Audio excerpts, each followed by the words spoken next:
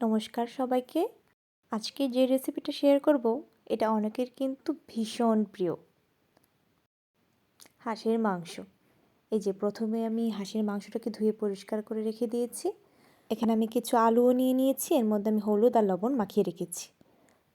তারপর আমি এখানে নিয়েছি পেঁয়াজ কুচি আর গোটা কয়েকটা রসুন, আদা পেঁয়াজ রসুন ব্লেন্ড করে নিয়েছি।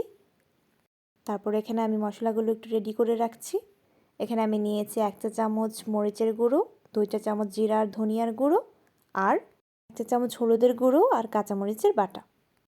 এরপর আমি কড়াইয়ে তেল দিয়ে দিয়েছি। আমি আলুগুলোকে একটু সামান্য করে 2 মিনিট ভেজে নেব। আলুটা একটু ভেজে নিলেই খেতে স্বাদ হয়, নয়তো আবার এভাবে দিয়ে দিলে ভালো লাগবে না খেতে। 2 মিনিট ভেজে নেওয়ার পরে এবার আমি আলুগুলোকে নামিয়ে রাখবো।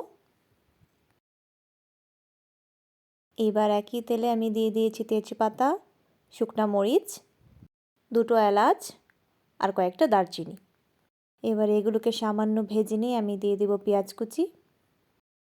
পেঁয়াজটাকে খুব সুন্দর করে আমি একটু ব্রাউন কালার হওয়া পর্যন্ত ভেজে নেব। পেঁয়াজের মধ্যে যদি একটু লবণ ছিটিয়ে দেওয়া যায় সেক্ষেত্রে পেঁয়াজটা একটু তাড়াতাড়ি ভাজা হয়, পেঁয়াজটা নরম হয়ে আসে। এই তো আমার ভাজা হয়ে গেছে। এবার আমি মশলাগুলো অ্যাড করব।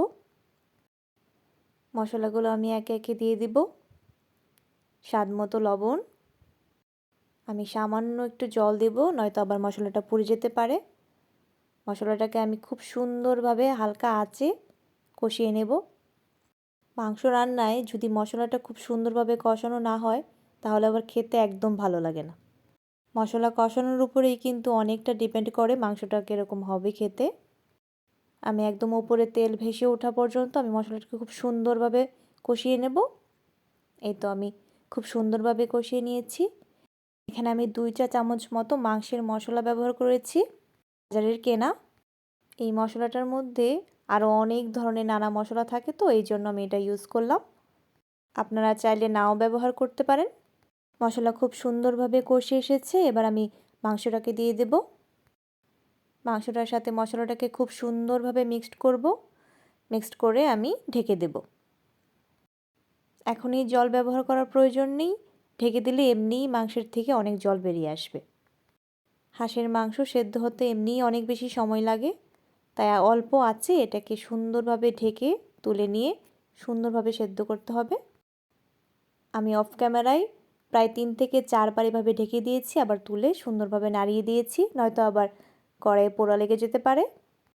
এবার কষানো হয়ে গেলে আমি এখানে গরম জল ব্যবহার করেছি। গরম জল ব্যবহার করে নিতে হবে। এই তো ফুটে এসেছে জলটা। আমি এবার ভেজে রাখা আলুটাকে দিয়ে দেব। এভাবে আরও একদম 10 মিনিট রান্না করতে হবে। মাংসটা একদম পুরোপুরি সুন্দরভাবে সেদ্ধ হয়ে আসবে। এই তো আমার রান্না একদম রেডি। আমি এবার নামিয়ে নিচ্ছি। দেখতেই পাচ্ছেন দেখতে কি সুন্দর হয়েছে।